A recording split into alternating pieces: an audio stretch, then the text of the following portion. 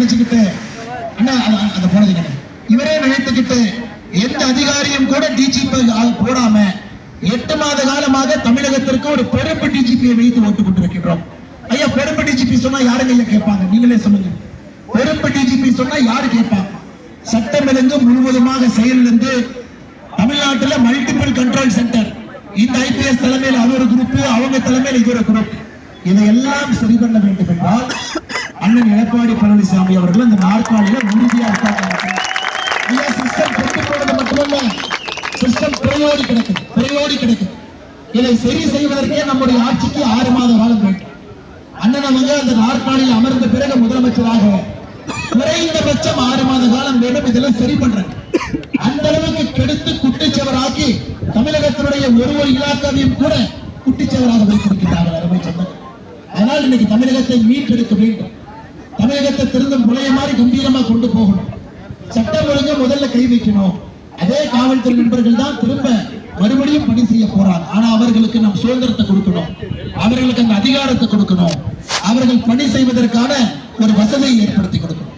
அதனால தாய்மார்களே, நீங்க திராவிட முன்னேற்ற கழகத்துக்கு ஓட்டு போட மாட்டேன்னு எனக்கு தெரியும். ஓட்டு கேட்டு வந்தா கூட நீங்க திமுகவை அனுமதிக்க கூடாது என்ற அன்போடு கேட்டுக்கொள்கிறேன். தமிழகத்தில் பல பெரும் குற்றங்கள்ல திராவிட முன்னேற்ற கழகத்தினுடைய நேரடி சம்பந்தம் இருக்குங்க. பல பெரும் குற்றத்தில் தமிழ்நாட்டுல மற்ற கட்சிக்காரங்க யாராவது தப்பு பண்ணிருப்பாங்க, இல்லைன்னு சொன்ன. அதுக்காக நான் திமுக கட்சி மோசம் அப்படின்னு சொல்வதை விட, ஒருத்தர் 2 பேருனா கட்சிக்கும் அவங்களுக்கு சம்பந்தம் இல்லை, யாரோ ஒருத்தர் பண்ணிட்டாங்க கட்சியின் மீது பழிய போடல. கட்சியில் இருக்கக்கூடிய எல்லோரும் மகாத்மா காந்தி நம்ம யாரும் சொல்லி. ஆனா திமுகவுடைய ஆட்சியில பார்த்தீங்கன்னா எல்லா பெருங்குற்றங்களும் திமுகவுடைய குற்றவாளி இருப்பான்.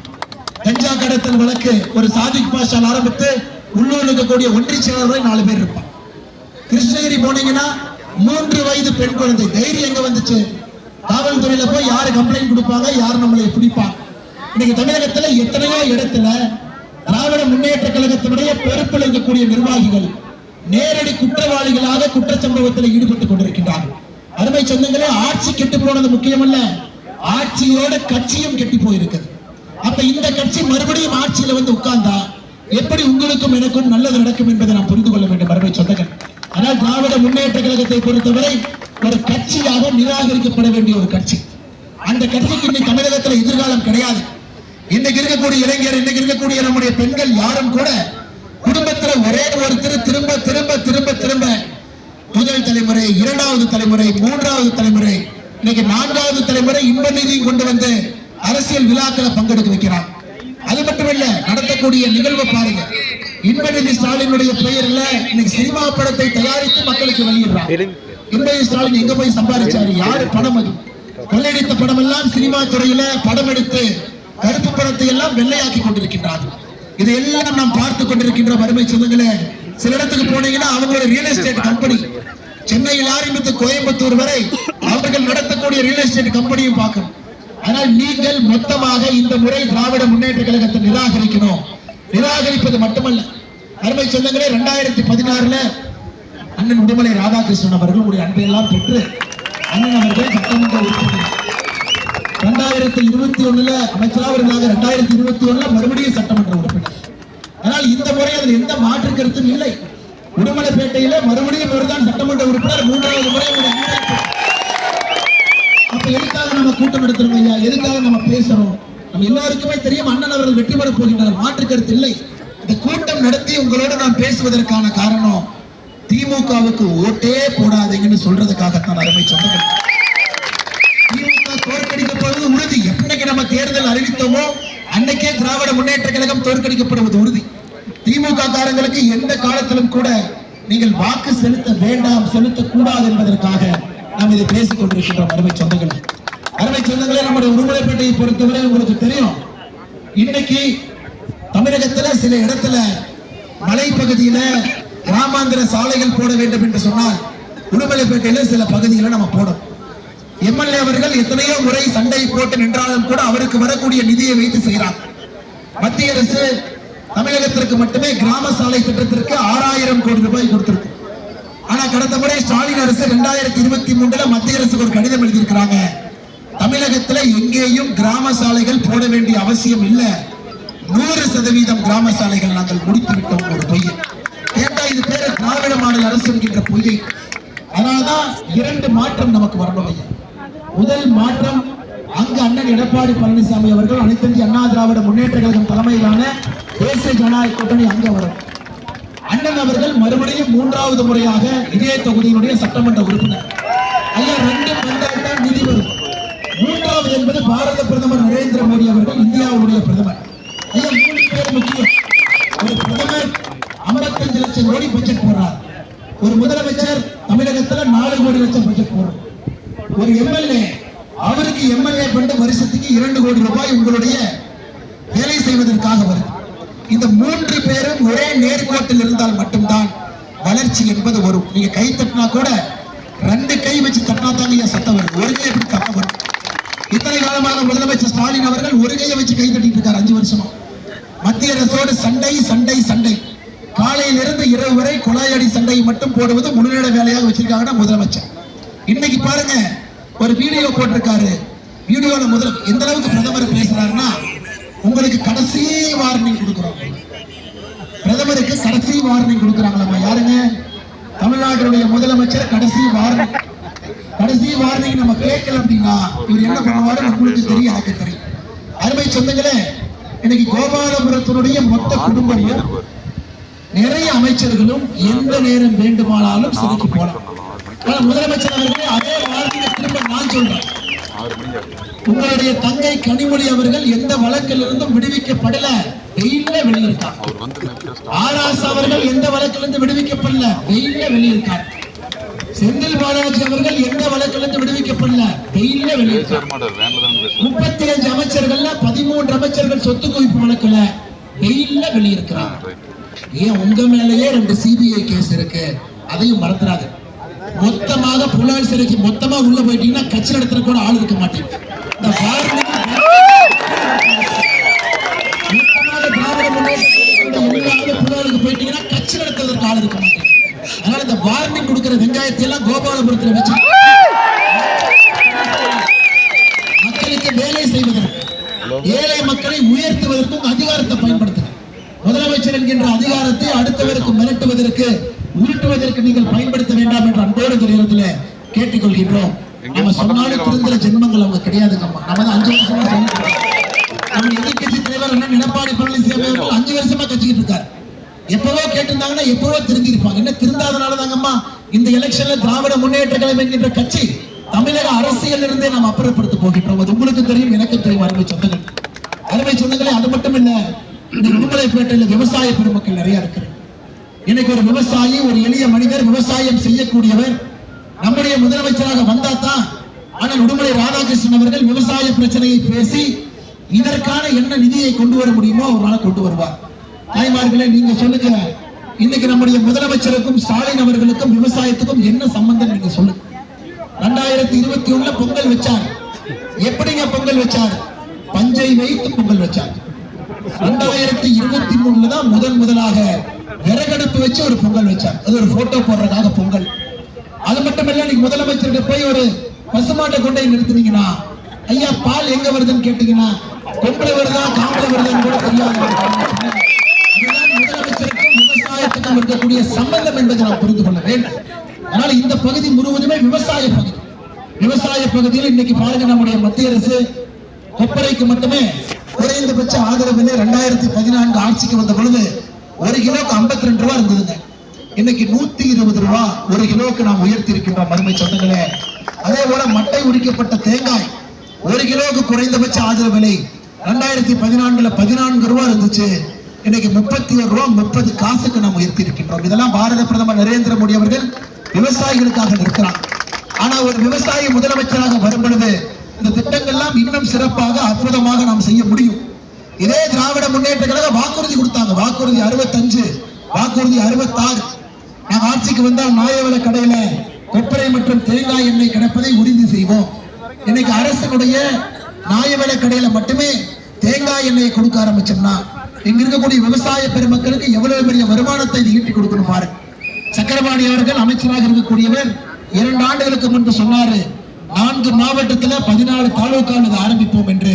2 வருடம் ஆகி ஒரு செங்கலை கூட அவர்கள் வைக்கவில்லை. அருமை சொந்தங்களே, இன்னைக்கு இந்த காரணத்திற்காக நமக்கு ஒரு முதலமைச்சர் வரணும். இருக்கக்கூடிய முதலமைச்சர் மாறணும், மத்திய அரசோடு இணக்கமாக இவர்கள் இருக்கணும், அதையெல்லாம் நீங்கள் உறுதி செய்ய வேண்டும் என்று அன்போடு கேட்டுக்கொள்கின்றோம். அருமை சொந்தங்களே, இன்னொன்று மிக மிக முக்கியமானது.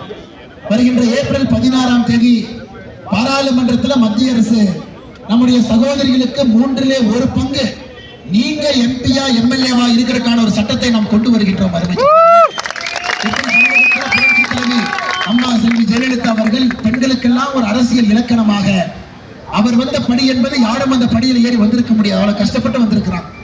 இன்னைக்கு பிரதமர் அவர்கள் நீங்கெல்லாம் அந்த கஷ்டத்தை படக்கூடாது என்பதற்காக சட்டமன்ற உறுப்பினர்களாக பாராளுமன்ற உறுப்பினர்களாக நீங்கள் வர வேண்டும் என்பதற்காக 33% இடஒதுக்கீடு ஏப்ரல் 16ஆம் தேதி பாராளுமன்றத்தில் உங்களுக்கு கொடுக்க இருக்கும். இன்னைக்கு முதலமைச்சர் அவர்கள் அதையும் திருத்தி பேசி, இல்ல நீங்க எப்படி இடஒதுக்கீடு கொடுப்பீங்க, தமிழ்நாட்டினுடைய எண்ணிக்கையை குறைத்து விடுவீர்கள். இன்னைக்கு தமிழ்நாட்டினுடைய எம்பிக்கள் 39 பேர் இருக்கிறாங்க. 39 59 எம்பிக்களுடைய எண்ணிக்கை உயர்த்தப்பட்டு அதுல 33 விழுக்காடு பெண்கள் எம்பிக்களாக வர வேண்டும் என்கின்ற அற்புதமான ஒரு விஷயத்தை பாரத பிரதமர் நரேந்திர மோடி அவர்கள் வைத்திருக்கிறார். நம்முடைய எதிர்க்கட்சி தலைவர் நம்முடைய முதலமைச்சர் வேட்பாளர் எடப்பாடி பழனிசாமி அவர்கள் 4 மணிக்கு ஒரு பத்திரிகையாளர் சந்திப்பில் சொன்னாங்க, பெண்கள் அவர்கள் அரசியலில் மேலே வரக்கூடாது என்பதை தடுப்பதற்காகத்தான் ஸ்டாலின் அவர்கள் இந்த திட்டத்தை எதிர்க்கிறாங்க.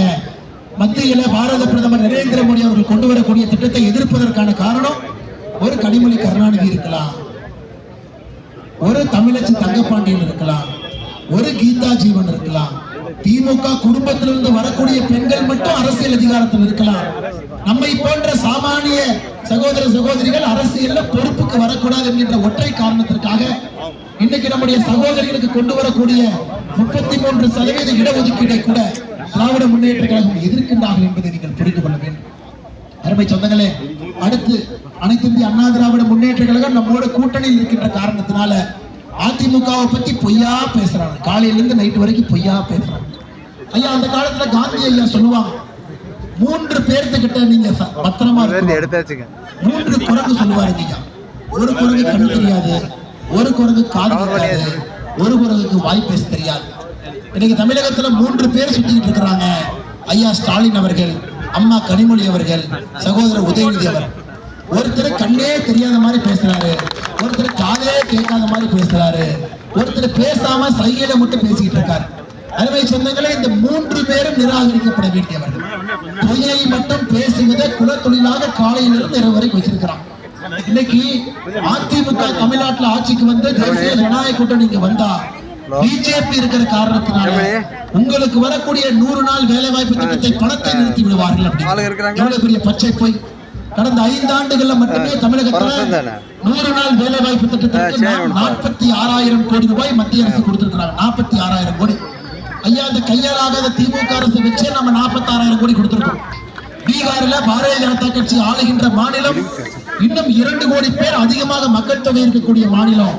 அந்த மாநிலத்திற்கே நாம 32,000 கோடி கொடுத்திருக்கோம். அருமை சொந்தங்களே, பீகார்ல நாம் ஆளுகின்ற மாநிலத்திற்கு 32,000 கோடி. தமிழகத்துல எதிர்கட்சியாக இருக்கக்கூடிய திமுக ஆளுகின்ற நம்முடைய தமிழகத்திற்கு 46,000 கோடி. எதற்கம்மா மோடி இவங்க ஒதுக்கி கொடுத்தாங்க? தாய்மார்கள் உங்களுக்கு பிரச்சனை வரக்கூடாது, நீங்க 100 நாள் வேலை திட்டத்திற்கு போகும் பொழுது உங்களுக்கு சம்பளம் வர வேண்டும் என்கின்ற ஒற்றை காரணத்திற்காக இன்னைக்கு அந்த 100 நாள் வேலை வாய்ப்பு திட்டத்தை கூட 125 நாளாக மோடி ஐயா உயர்த்திருக்கின்றார்கள் என்று உங்களுக்கு தெரியும். அண்ணன் எடப்பாடி பழனிசாமி அவர்கள் அந்த நாற்காலிக்கு வரும் பொழுது உங்களுக்கு தெரியும், அந்த 125 நாள் என்பது 150 நாளாக மாறுவதற்கான வாய்ப்பும் ஆட்சி மாற்றம் வந்தால் மட்டும்தான் நடக்கும். இவங்க 2021 தேர்தல் வாக்குறுதியிலே நாங்கள் 150 நாட்களாக மாற்றோம்னு சொன்னாங்க. 5 வருஷம் ஆச்சு, எதையும் கூட செய்யல. அதுக்கும் சகோதரிகளே, 100 நாள் வேலை திட்டத்தினுடைய பயனாளிகளே, நீங்கள் மறந்து விடாதீர்கள், உங்களுக்கு பாதுகாப்பாக இருக்கக்கூடிய அரசு என்டிஏ அரசு, பாரத பிரதமர் நரேந்திர மோடி அவர்கள் என்பதை நீங்கள் மறந்துவிடக் கூடாது. அருமை சொந்தங்கள், பொள்ளாச்சியில உடுமலைப்பேட்டையில இந்த பகுதியில பாரத பிரதமருடைய 6,000 ரூபாய் கிடைக்கக்கூடிய கிசான் திட்டத்தில் பயன்பெறக்கூடிய விவசாயிகள் நிறைய பேர் இருக்கிறீங்க. அருமை சொந்தங்களே, அனைத்து இந்திய அண்ணா திராவிட முன்னேற்ற கழகம் ஆட்சியிலிருந்து வெளியே வந்த பொழுது 2021 ஏப்ரல் மாசம் தமிழகத்தில் 45 லட்சம் விவசாயிகளுக்கு 6,000 ரூபாய் கொடுத்தோம். 45 லட்சம் பேர். திமுக ஆட்சியிலிருந்து வெளியே வர்ற அந்த நேரம் அது 21 லட்சமாக குறைந்திருக்கிறது. அந்த 24 லட்சம் எங்கெங்கே போச்சு? இங்க இந்த மாதிரி சில பேர் இருக்கலாம், ஐயா 2021 வரைக்கும் 6,000 ரூபாய் வந்துச்சு, ஆனா பேரை நீக்கிட்டாங்க. பாரத பிரதமர் எங்கேயும் நீக்கினீங்க. மாநில அரசு கொடுக்கக்கூடிய பட்டியலுக்கு 6000 ரூபாய் பிரதமர் அனுப்புறார். அண்ணன் எடப்பாடி பழனிசாமி அவர்கள் அந்த பதவியில் இருக்கும் வரை விவசாயிகள் 45 லட்சம் பேருக்கு வச்சிருந்தாங்க. எப்ப ஸ்டாலின் அவர்கள் வந்தாரோ கூட்டுப்பட்டா பேரை நீக்கி, கூட்டுப்பட்டா நீக்கிற ஆதார் கார்டில் இருக்கக்கூடிய பேரும் பேங்க் அக்கவுண்ட் பேரும் வேற மாதிரி இருக்கா, நீக்கி நீக்கி நீக்கி நீக்கி 24 லட்சம் பேர்த்த நீக்கி இன்னைக்கு அது 21 லட்சமாக வந்திருக்கிறது. அருமை சொந்தங்களே, நீக்கப்பட்ட அனைவரையும் ஒரு நல்ல ஆட்சி இங்கே அண்ணன் எடப்பாடி பழனிசாமி அவர்கள் தலைமையில் அமைந்த பிறகு மத்திய அரசு கிட்ட பேசி 24 லட்சம் பேர்த்தையும் திரும்ப கொண்டு வருவது எங்களுடைய பொறுப்பு. அருமை சொந்தங்களே, திராவிட முன்னேற்ற கழகத்துக்கு எத்தனையோ முறை கடிதம் எழுதியும் கூட, எத்தனையோ முறை சண்டை போட்டும் கூட கண்டுக்கல. அவங்களை பொறுத்த வரைக்கும் 6000 ரூபாய் யார் கொடுக்குறாங்க? மோடி ஐயா. 6000 ரூபாய் யார் வாங்குறாங்க? விவசாய பெருமக்கள். எத்தனை பேர்த்த நீக்கினாலும் கூட அந்த கோபம் மோடி ஐயா மேல போகும். நீக்கப்பட்டவங்க என்ன நினைப்பாங்க? 2021 வரைக்கும் சரியா வந்துச்சு, மத்திய அரசு ஏதோ கோளாறு பண்ணிருக்கிறாங்க, என்னுடைய பெயரை நீக்கி விட்டார்கள். ஐயா, இந்த அரசு எத்தனையோ அப்ளிகேஷனை போய் கொடுத்து அண்ணா தவறா நீக்கி இருக்கிறீங்க. கூட்டுப்பட்டா என்பது பிரச்சனை இல்லை, சிறு குறு விவசாயியாக இருக்கணும், அது மட்டும்தான் மத்திய அரசு கேட்பது. அதையும் கூட அண்ணன் எடப்பாடி பழனிசாமி அவர்கள் நம்முடைய முதலமைச்சராக வந்த பிறகுதான் அதையும் கூட நாம் செய்ய முடியும். அருமை சொந்தங்களே, இன்னைக்கு நாம் திருப்பூர் மாவட்டத்தில் இருக்கின்றோம். இன்னைக்கு ஸ்டாலின் ஐயா எங்க போனாலும் கூட ஒரே பொய்ய காலையில இருந்து சொல்ற மாதிரி நான் சொன்னேங்க ஐயா. மோடி ஐயா தமிழ்நாட்டுக்கு எதுவுமே பண்ணல அப்படிமா. அனைத்து இந்திய அண்ணா திராவிட முன்னேற்ற கழகத்தை பற்றியும் தவறாக பேச ஆரம்பித்து விட்டார். அண்ணன் எடப்பாடி பழனிசாமி அவர்களை கடந்த 10 நாட்களாக இந்த 3 பேர்த்துல யார் அதிகமாக திட்டுவார்கள் என்பதுதான் அவங்களுக்குள்ள போட்டி. அதனால சகோதரர் உதயநிதி ஸ்டாலின் அவர்கள் சொல்ல கடமைப்பட்டிருக்கின்றேன். எடப்பாடி என்ன முதல் முறையாக எம்எல்ஏவாக இருந்த பொழுது உதயநிதி ஸ்டாலின் டைப்பர் போட்டிருந்தார் அப்படிங்கிறத உதயநிதி ஸ்டாலின் அதை விட்டு வயசுக்கு தகுந்த பேச்சு இருக்கணும். எல்லோரையும் கூட ஏக வசனத்துல வாய்க்கு வந்தது எல்லாம் பால்டாயில் அப்படிங்கறதெல்லாம் சொல்லி உதயநிதி ஸ்டாலின் சொல்றார். எனக்கு இவரே தேவையில்லாம இந்த பால்டாயில இவரே ஃபேமஸ் பண்ணி விட்டாரு. யாரும் அதை பத்தி எதுவும் சொல்ல. அருமை சொந்தங்களே, அதையும் கூட நம்ம சகோதரிகள் பார்க்கணும். நாகரிகமான அரசியல் திராவிட முன்னேற்ற கழகம் வந்த பிறகு அது அநாகரிகமாக மாறிக்கொண்டிருக்கிறது. தமிழ்நாட்டுக்கு நாம் என்ன செய்தோம் என்பதை விட திருப்பூர் மாவட்டத்துக்கு என்ன செய்தோம் என்பதை மட்டும் இந்த நேரத்தில் சொல்வது என்னுடைய கடமையாக கருதுகின்றேன். அருமை சொந்தங்களே, உடுமலைப்பேட்டை வழியாக மடத்துக்குளம் பொள்ளாச்சி நேஷனல் ஹைவே 209 4 வழிச்சாலை 1500 கோடி ரூபாய் மத்திய அரசு ஒதுக்கியிருக்கின்றார். திருப்பூர் ரயில் நிலைய மறுசீரமைப்பு பணிகள் 22 கோடி. ஆயுஷ்மான் பாரத் பயனாளிகள் இந்த ஒரு மாவட்டத்தில் மட்டுமே 5 லட்சம் ரூபாய் மருத்துவ அட்டை 2,04,000 பேர். குழாய் மூலமாக குடித நீர் 2019 34% வீட்டுக்கு தான் பைப் மூலமா தண்ணி வந்துச்சுங்க. 2026 94% வீடுகளுக்கு பைப் மூலமாக தண்ணீர் வருகிறது. 4,30,121 வீடுகளுக்கு குழாய் மூலமாக தண்ணீர் கொண்டு வந்திருக்கிறோம். பிரதமருடைய மக்கள் மருந்தகம், பிபி இருக்குது, சுகர் இருக்குது, மாசம் டேப்லெட் வாங்கணும். 80% விலை குறைவாக தரமாக 46 மருந்தகங்கள் இந்த ஒரு மாவட்டத்தில் இருக்கிறது. உஜ்வாலா திட்டத்தின் கீழ் விலையில்லாத எரிவாயு இணைப்புகள் 55,000. எம்எஸ்எம்இ கடன் இந்த ஒரு மாவட்டத்துக்கு மட்டுமே 21,317 கோடி. முத்ரா கடன் இந்த ஒரு மாவட்டத்துக்கு மட்டுமே 7,354 கோடி. 6,000 ரூபாய் பயன்பெறக்கூடிய விவசாயிகள் 63,474. பிரதமருடைய சூரிய மின்சக்தி திட்டம் 1,573 பேருங்க. வீடு கட்டும் திட்டம் கிராமப்புறத்துல 1,836 வீடுகளும், நகர்ப்புறத்துல 14,466 வீடுகளும் நாம் கொடுத்திருக்கின்றோம். ஐயா, நான் படிச்சுக்கிட்டே போலாம். பயிர் காப்பீட்டு திட்டம் ஒரு பயனாளியும் படிக்கலாம். அதனால முதலமைச்சரே கண்ணு குருடா உங்களுக்கு.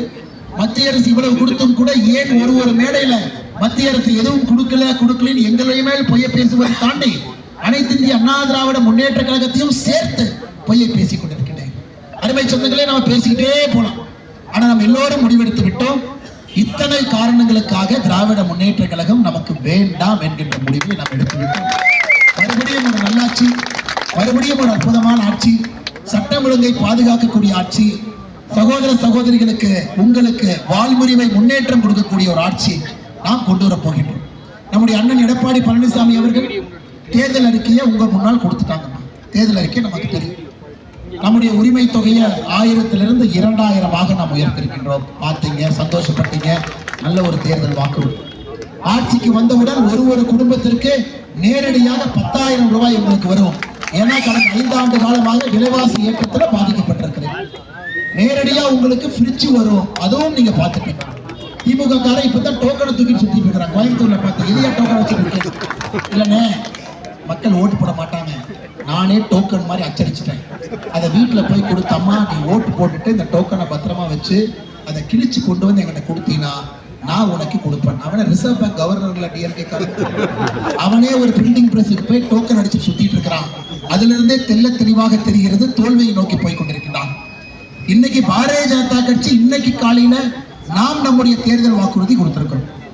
மாநில அரசோடு இணைந்து மத்திய அரசு என்னவெல்லாம் செய்யும் என்பதை நம்முடைய தேர்தல் வாக்குறுதி. உதாரணத்திற்கு இந்த பகுதியில் இருக்கக்கூடிய தென்னை விவசாயிகளுக்கு மட்டுமே 350 கோடி ரூபாய் நம்ம கோகனட் ப்ரொமோஷன் ஸ்கீம்ல நம்ம ஒதுக்குறோம்.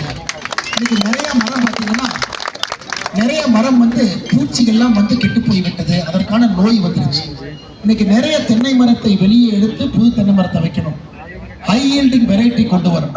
இதையெல்லாம் மத்திய அரசு நம்முடைய தென்னை சாகுபடி பகுதி உங்களை உயர்த்துவதற்காக புதிய தென்னைகளை, புதிய நாத்துக்களை, உயர் ரக நாத்துக்களை கொடுத்து இந்த தென்னை மரம் இன்னும் அடுத்த பல ஆண்டு காலம் வருவதற்காக கோகனட் ப்ரொமோஷன் ஸ்கீம்ல 350 கோடி ரூபாய் ஒதுக்கி இருக்கின்றோம். அதில் அதிகப்படியான பயனாளிகள் இந்த பகுதியில் இருக்கக்கூடிய விவசாய பெருமக்கள் நீங்க தான் பயன்பட போறீங்க. அதே போல பல திட்டங்களை நாம் இன்று அறிவித்திருக்கின்றோம். மத்திய அரசு மாநில அரசோடு இணைந்து நாம் என்ன செய்ய போறோம் அப்படிங்கிறது. அதனால நீங்க எடப்பாடி அண்ணனுடைய வாக்குறுதியை பார்த்தீங்க. இன்னைக்கு பாரதிய ஜனதா கட்சியினுடைய தேசிய தலைவர் அவரும் பாரதிய ஜனதா கட்சி சார்பாக வாக்குறுதி கொடுத்திருக்கின்றோம். இரண்டும் இணையும் பொழுது தமிழகத்தினுடைய வளர்ச்சி என்பது உறுதியாக அடுத்த கட்டம் செல்வம் என்பதில் எந்த மாற்று கருத்தும் இல்லை. அருமை சொந்தங்களே, இதைத்தான் நம் டபுள் இன்ஜின் அரசியல். இதே காங்கிரஸ் திமுக என்ன பண்ண முடியுங்க? 12 ஆண்டுகள் காங்கிரஸ் கட்சி ஆட்சியிலே இல்லை. என்ன அவங்களால பண்ண முடியும்? எதுவுமே பண்ண முடியாது. மத்தியிலிருந்து என்ன நிதியை கொண்டு வர்றாங்க, எந்த பணத்தை கொண்டு வர்றாங்க?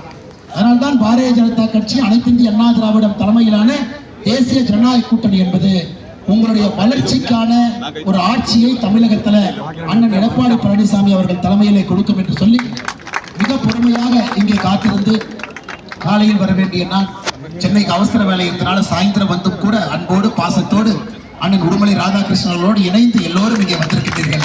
அம்மா, போன வாரம் எலெக்ஷன் கமிஷன் டிஜிபியை மாத்தினாங்க, முந்தா நேற்று எலெக்ஷன் கமிஷன் தலைமைச் செயலரை மாத்தினாங்க, ஏப்ரல் 23 நீங்க முதலமைச்சரை மாத்திருங்க. எடப்பாடி பழனிசாமி அவர்கள் கொண்டு வர வேண்டும். அதற்கு ஏப்ரல் 23ஆம் தேதி நம்முடைய வெற்றி சின்னமான உடுமலைப்பேட்டையில இரட்டை இலை சின்னத்திற்கு நீங்கள் வாக்களித்து, இரட்டை இலை சின்னத்துக்கு வாக்களித்து, இரட்டை இலை சின்னத்துக்கு வாக்களித்து ஒரு பெரிய சரித்திரத்தை இங்கே செய்ய வேண்டும் என்று சொல்லி, ஐயா இந்த தொகுதியை பார்த்தோம்னா 1977 இருந்து 2 முறைதான் திமுக ஜெயிச்சிருக்கிறது. 89, 96. அனைத்து இந்திய அண்ணா திராவிட முன்னேற்ற கழகத்தினுடைய கோட்டையாக இருக்கக்கூடிய ஒரு தொகுதி. இன்னைக்கு நம்முடைய பாரதிய ஜனதா கட்சியினுடைய தலைவர்கள், தொண்டர்கள் உங்களோடு இணைந்து நின்று கொண்டிருக்கின்றோம். ஒற்றை காரணத்திற்காக மத்திய அரசினுடைய திட்டங்கள் மாநிலத்துக்கு வரணும். அது பாரதிய ஜனதா கட்சியினுடைய தொண்டனுடைய கடமை. மாநிலத்தில் அதற்கான ஆட்சி அதை கொண்டு வர வேண்டும் என்பதில் பாரத பிரதமர் உறுதியாக இருக்கின்றார். எங்களுக்கு உத்தரவு போட்டிருக்கின்றார். அந்த உத்தரவு பாரதிய ஜனதா கட்சியினுடைய ஒரு தொண்டனும் தலைவனும் களத்திலே நாங்கள் சென்று கொண்டிருக்கின்றோம் என்று சொல்லி அருமை சொந்தங்களே, நம்முடைய தலைவர்களுக்கெல்லாம் நன்றி செலுத்த வேண்டிய நேரம் இது. இன்னைக்கு நம்மோடு நம்முடைய மாவட்டத்தினுடைய ஆற்றல் மிகுந்த தலைவர் அருமை சகோதரி மோகனப்பிரியா அவர்கள் நம்மோடு கொண்டிருக்கிறார்கள். அதற்கு நம்முடைய வாழ்த்துக்களை வணக்கங்களை சகோதரிகள் தெரிவித்து, உடுமலையினுடைய நகராட்சியினுடைய முன்னாள் சேர்மனாக இருக்கக்கூடிய அக்கா ஜோதீஸ்வரி கன்சாமி அவர்கள் நம்மோடு இருக்கின்றார்கள். வாழ்த்துக்களை வணக்கங்களை தெரிவித்து, பல்லடம் தொகுதியிலிருந்து வெற்றி பெற்று மக்களுடைய அன்பையெல்லாம் பெற்று அமைச்சராக இருந்து கோயம்புத்தூருடைய மேயராக இருந்து பல பொறுப்புகளை எல்லாம் அனைத்து இந்திய அண்ணா திராவிட முன்னேற்ற கழகம் சார்பாக பார்த்து அம்மாவுடைய அன்பையெல்லாம் பெற்றக்கூடிய அண்ணன் சேமா வேலுச்சாமி அவர்கள் நம்மோடு இந்த தொகுதியினுடைய பொறுப்பாளராக இருக்கக்கூடிய ஒரு அற்புதமான தலைவர் நம்மோடு இருக்கின்றார்கள். அவருக்கும் என்னுடைய வாழ்த்துக்களை வணக்கங்களை தெரிவித்து, அதே போல நம்முடைய கூட்டணி கட்சிகள் எல்லோரும் பெருமளவில் இங்க வந்திருக்கிறீங்க, அவர்களுக்கும் நன்றி சொல்ல வேண்டிய நேரம். அனைத்து இந்திய அண்ணா திராவிட முன்னேற்ற கழகத்தினுடைய இந்த பகுதியினுடைய எல்லா பொறுப்பாளர்கள், பகுதி கழகத்தினுடைய செயலாளர்கள் எல்லோருக்கும் இந்த நேரத்தில் நெஞ்சார்ந்த வாழ்த்துக்களை வணக்கங்களை நன்றிகளை தெரிவித்து, அதே போல நம்முடைய பாரதிய ஜனதா கட்சியினுடைய தொண்டர்கள் எந்த எதிர்பார்ப்பும் இல்லாம ஒரு தொண்டனாக, ஒரு தேசியவாதியாக கொடுக்கப்பட்டிருக்கக்கூடிய பணியை செவ்வனே களத்தில் இருந்து செய்து இங்கே இரட்டை இலைக்காக நம்முடைய தோளிலே இரட்டை இலை எடுத்துக்கொண்டு வீடு வீடாக சென்று கடுமையான பணி செய்து கொண்டிருக்கின்றீர்கள்.